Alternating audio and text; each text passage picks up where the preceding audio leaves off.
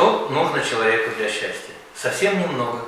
Мирное небо над головой, здоровье, семья, родные и близкие, благополучие и достаток в доме. Сегодня, благодаря мудрой политике нашего государства, мы живем в мирной и успешно развивающейся стране.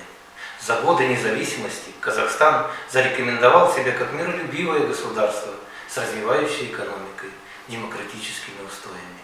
Дружба и межэтническое согласие – это главное достояние нашего народа, ведь в республике проживает более 130 этносов.